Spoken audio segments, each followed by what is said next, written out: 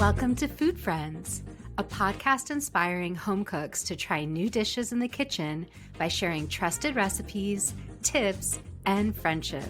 Hi, I'm Sonia. And I'm Carrie. We met in Los Angeles over 15 years ago as personal chefs and haven't stopped talking about food since. We're so glad you're here. Hi, Carrie. Sonia, it's strawberry season. It's strawberry season all summer long. It's strawberry season all summer long. And I have to say, we have a very long strawberry season here in California. But I still think about strawberries from when I was growing up when they wouldn't come to the market until maybe April, May.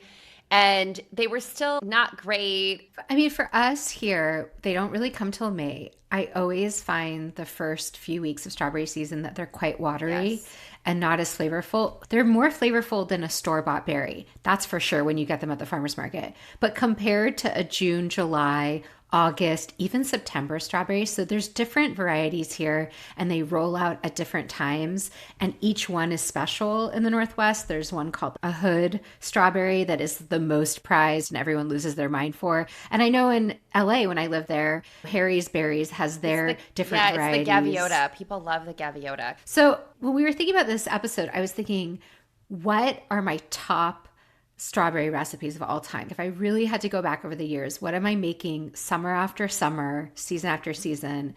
And I know you're thinking the same way. So I'm really excited to swap notes. I have to start, Carrie, with truly my number one strawberry recipe of all time. It's something I actually make every single year. And it's called strawberry summer cake. I found out about it on Smitten Kitchen, but it turns out it was first published on Martha Stewart, which of course somehow makes sense to me that Martha Stewart would have the pinnacle of all strawberry recipes. And what I love about this cake, okay, it's one of those cakes that's pretty simple to make. You do have to cream butter and sugar together, so you need a handheld mixer or a stand mixer. Either one will work. But beyond that step, it's all pretty easy. It's eggs, flour, milk. There's no weird or hard to find ingredients. And then a full pound of strawberries. So you make your batter, you make your classic kind of cake batter, like I just described, butter and sugar creamed together. Then you add your wet, then you add some dry, and you pour that into a pan.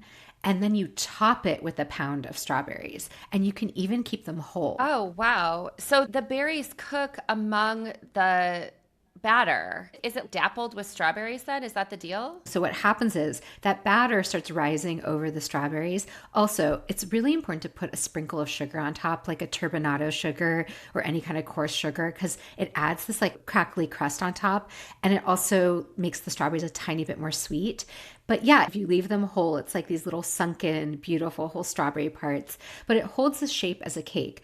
You can eat it just as is, but of course, dolloped with whipped cream or a little bit of ice cream on top makes it even more special. I love this idea of putting sugar on top, but I think I love a cake that also tells you what it is, right? It's like, this is a strawberry cake. I feel like I'm always trying to balance out how to not get too far away from the juiciness and perfection of just the strawberry itself.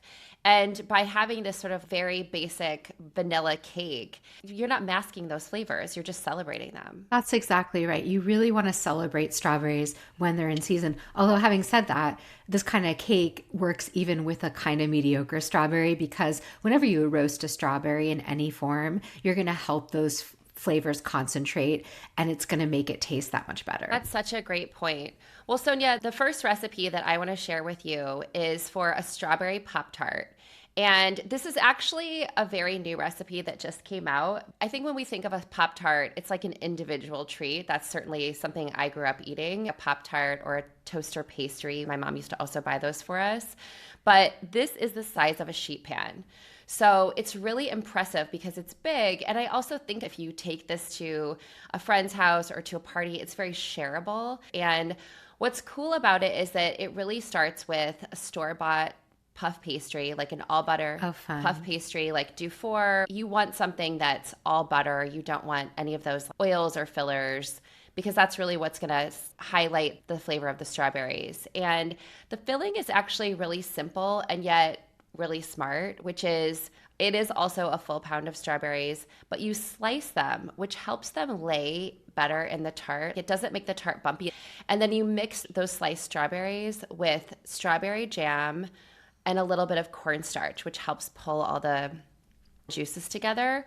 And if you're using a Dufour or a Trader Joe's pastry, what she asks you to do is you cut it in half. And here's where I think some of the tips of this recipe really make a difference, which is once you cut it in half, you take the other half that you're not going to roll out and you put it back in the fridge to keep it cold.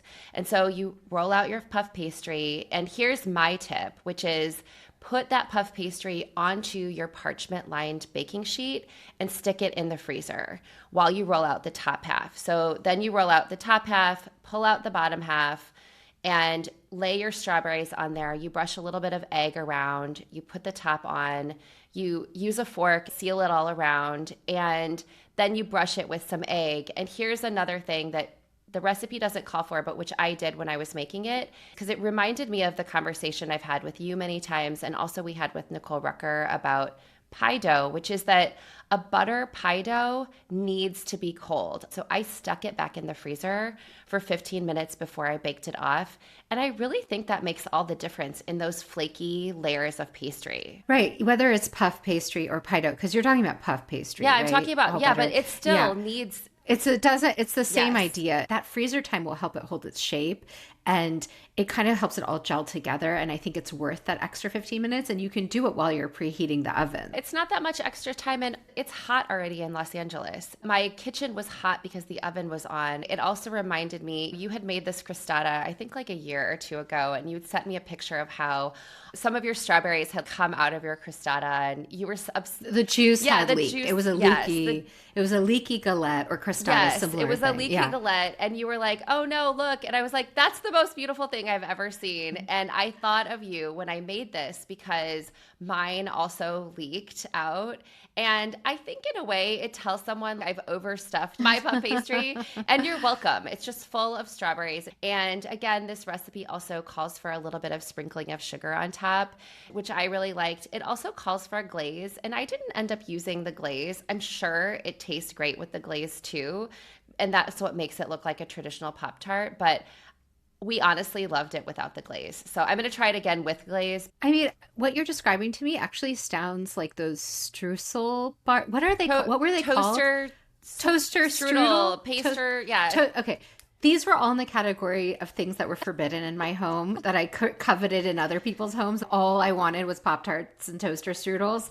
I think of a Pop-Tart as a more kind of thicker short crust, and I think of the strudel as that flaky puff pastry. To me, any dessert with puff pastry is such a win because you can get it store-bought, but it tastes homemade, and especially when you invest in that all butter variety one. But I think this is a really smart way to use strawberries to make something fun, to make something really kid-friendly that you could serve. And I even feel like if you want to, you could cut your pastry into individual portions if you didn't want to do one giant sheet of it. Yeah, you could very easily do that. I would really make the case for this giant one that fits your sheet pan because it's more inviting. I feel like sometimes when you put a pie on the table, people are like, "Ooh, I don't want to cut the pie," or "I don't know how to cut the pie." And this is really easy. It cuts with a butter knife. And I also find that when people take a little slice and then they're like, "Oh, I wanted a little bit more," that they could just cut off like another little corner. So there's something very inviting about this Pop-Tart that I really like. So my second one, Carrie, that I have to share is another cake. So you're going to have to forgive me. I'm going to share more than Two just cakes, cakes. but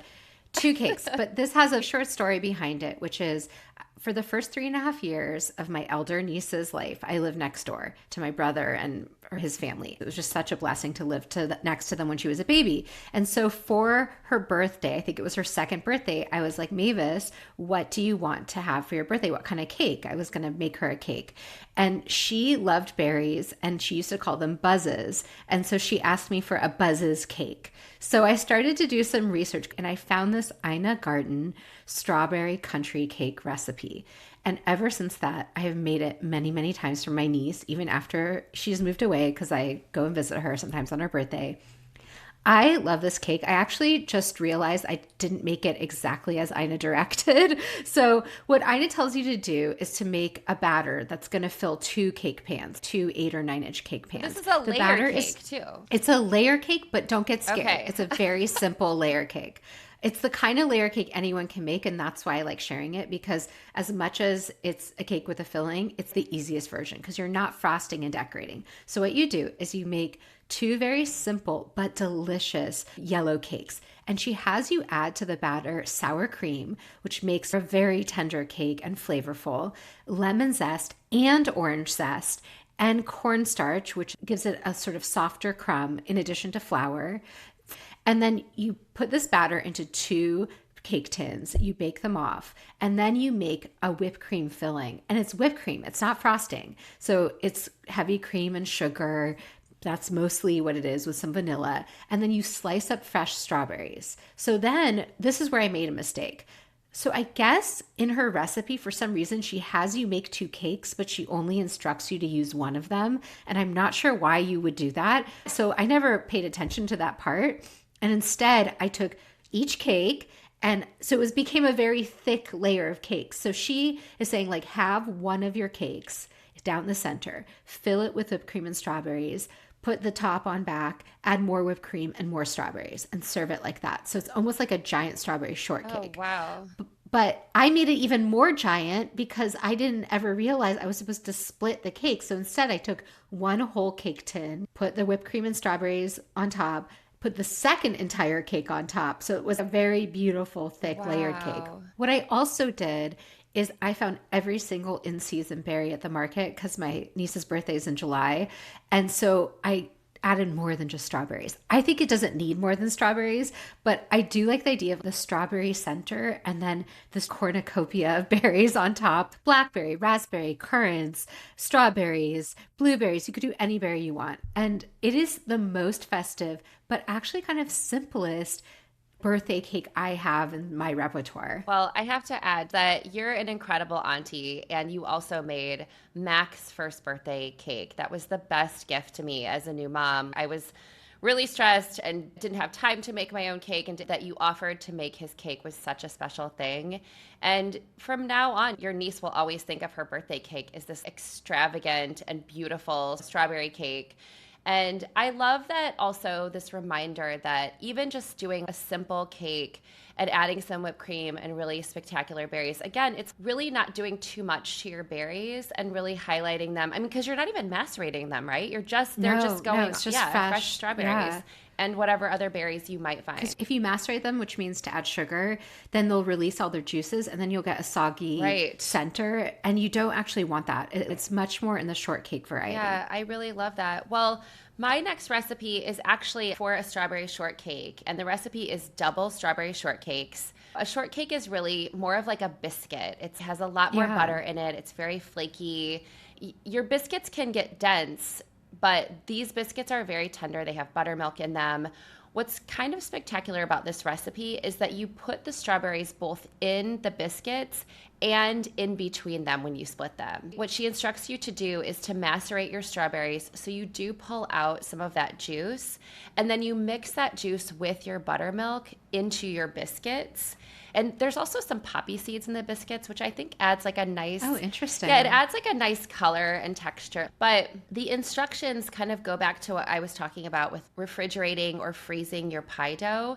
She tells you once you make the biscuits to put them in the freezer for 45 minutes so that they can get cold, or up to 2 weeks.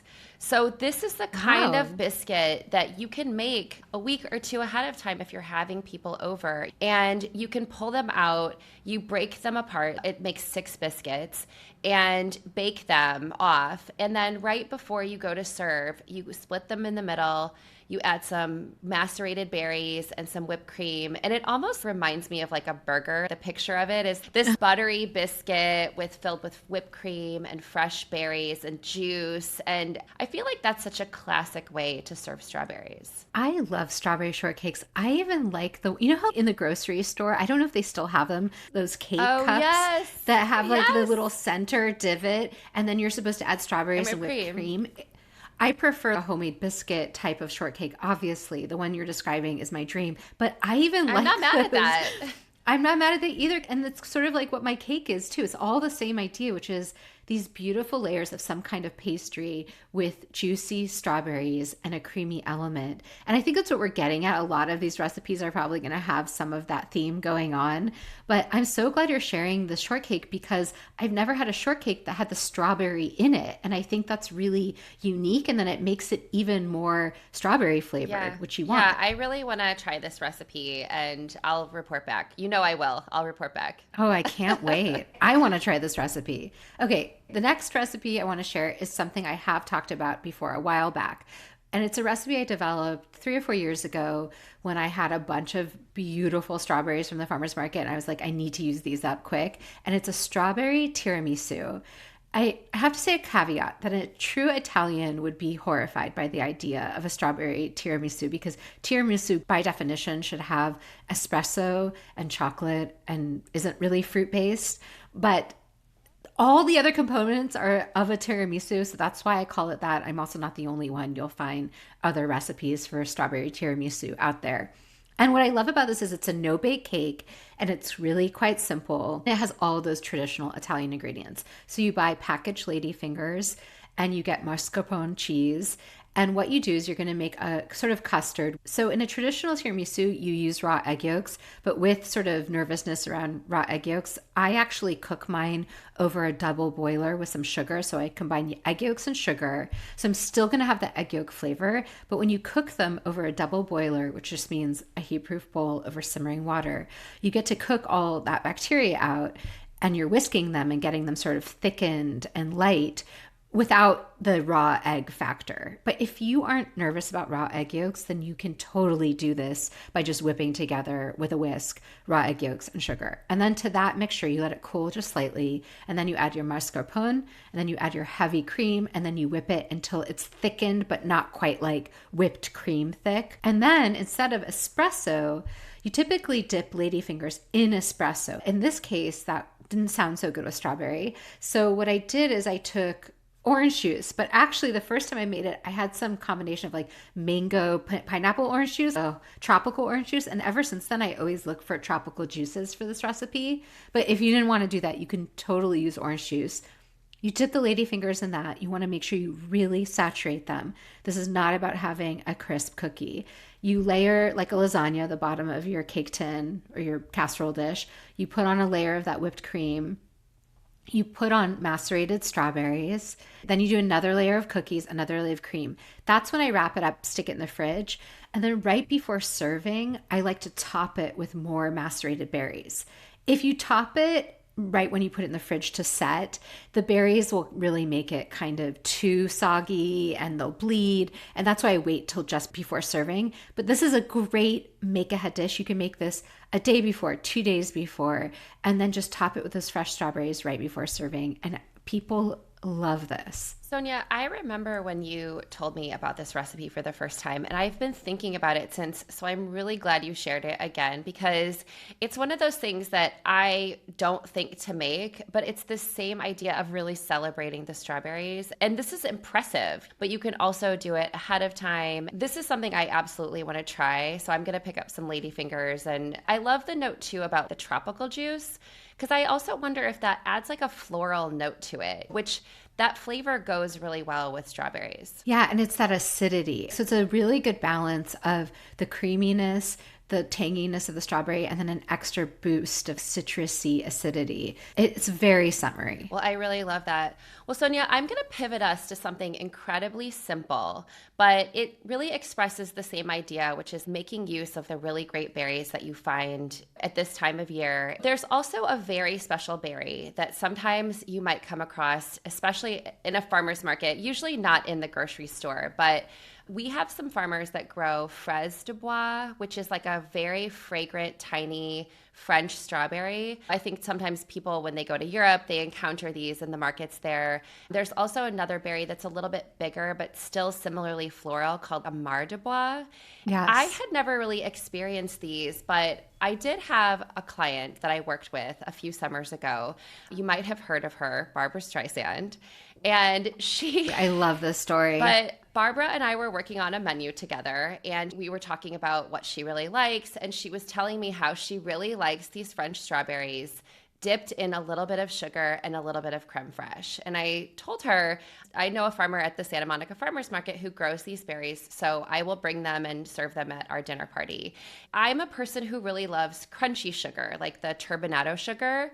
So when I served these really beautiful, fragrant French strawberries, I served them with that crunchy sugar and creme fraiche, and people. Wait, I have to stop you. So when you served them, did you just put out bowls of berries, Yes. bowls of creme fraiche, and bowls of Yes. sugar and let them just dip as they would Yeah, like? because that's like how she expressed that she wanted this. I mean, we had other desserts too. I remember Sure. at that dinner we had a blackberry cobbler too, but she wanted these very special berries, and I had never really served them at a dinner party. So this was a learning experience for me too. And her feedback at the end of the night was she wanted the fine sugar, that super fine. She wanted super a fine, not even regular like sugar, super super fine fine. granulated Yes. sugar. And I have to say, in retrospect, I do agree with her. You really? I do, because you have these really special, really tender berries, and you don't want to be distracted by the crunchiness of the sugar. The sugar is really just there to kind of elevate that flavor. And there's a lot of berries and cream and whipped cream, and that's such a classic combination. But I think the creme fraiche, that tanginess is also really necessary in this simple version of strawberries and cream. What a juicy story, pun intended.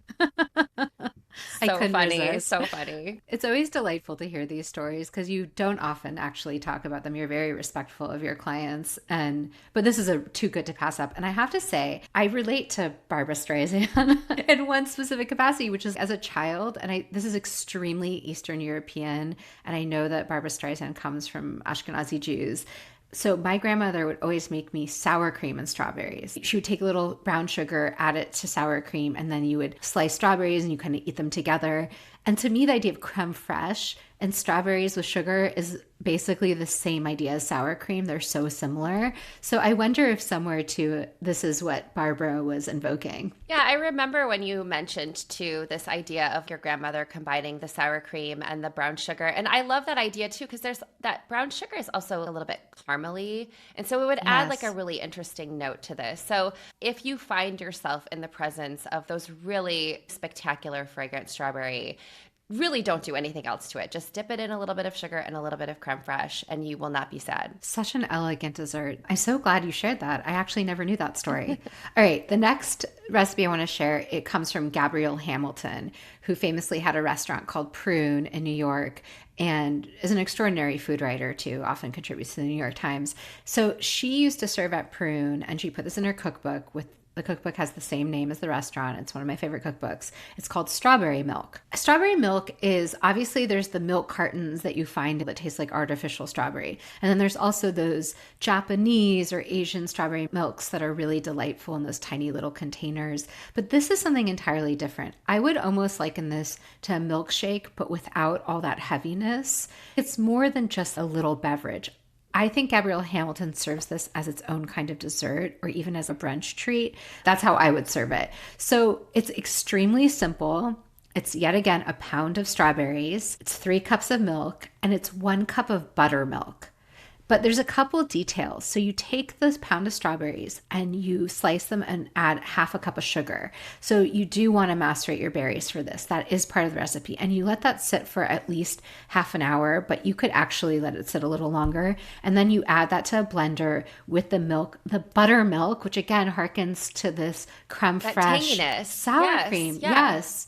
Strawberries really like do. that. It's an amazing combination. You blend that all up. And then the other note of this recipe is that you chill that overnight. Oh. You don't just serve it right away.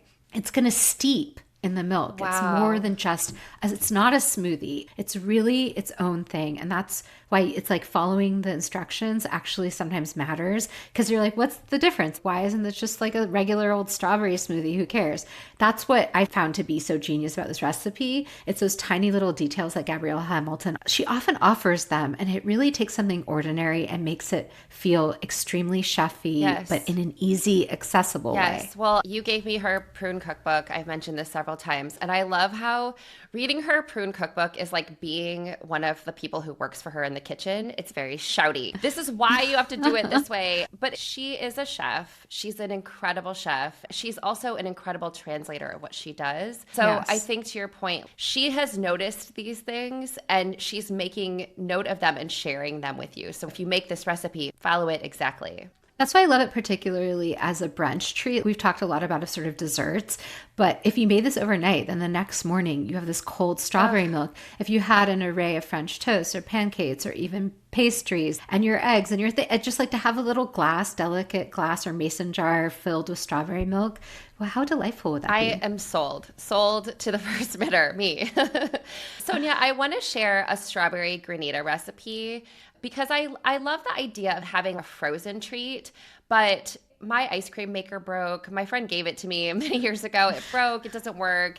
And what I love about this strawberry granita recipe is that you make it in a metal like a metal cake pan. You take a pound of strawberries, you put them in your blender with lemon juice and sugar and a little bit of water, and you blend them up. You strain it into a metal baking pan. And the only fussy thing is that for the next 4 hours, you have to stir it with a fork once an hour. So just set your timer. Every hour you get up, you stir it with a fork, and then it can sit in your freezer for up to 2 weeks. This recipe really suggests that you serve it with whipped cream, but you don't have to do that, especially if you have someone at your table who isn't eating dairy or doesn't like dairy. There's something so great about just this pure strawberry flavor. It's just enhanced with a little bit of lemon juice and sugar. What more could you want? I am so happy you shared this because strawberry sorbets and strawberry ice creams were on my mind, but I don't have a go-to recipe. And the idea of this granita is actually way more up my alley. I think granitas can work with any fruit, the same method you're describing. I know I've at some point done something with oranges, actually blood orange. It's a similar technique. And yes, you have to do that stirring. But if you're home on the weekend, it's not hard by any means. I think it's easier than having a complicated ice cream machine. And the lightness of it and the crystallization and the slushy sort of quality of it. I just wonder, Carrie, do you think you have to strain?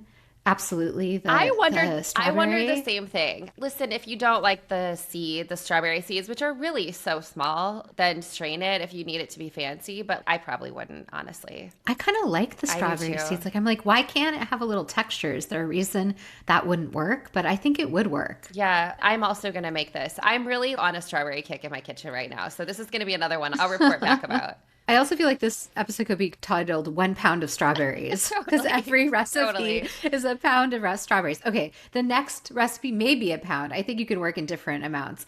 So I have to share a beverage, and this is something I do truly make and something we used to make at my deli, and it's a strawberry shrub. Have you ever had a shrub? I've never had a shrub, but I've heard you talk about making shrubs, and I'm really glad you've brought this back because I would love to have a shrub in my kitchen. So a shrub may not be for everyone. Essentially, a shrub is a sipping vinegar.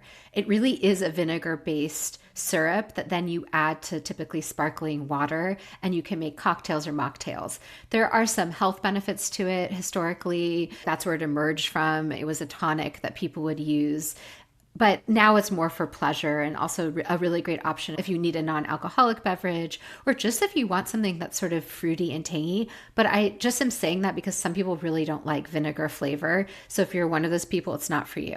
But I personally find that with a very juicy fruit like strawberry, the vinegar flavor is quite muted and just adds a lovely acidity and almost savory note that then balances out sweetness. That tanginess, right? The same idea as like buttermilk, just without the coating of the fat. That's right. So there's 2 sort of strategies for shrubs. I'm going to link a recipe that actually tells you how to use either one.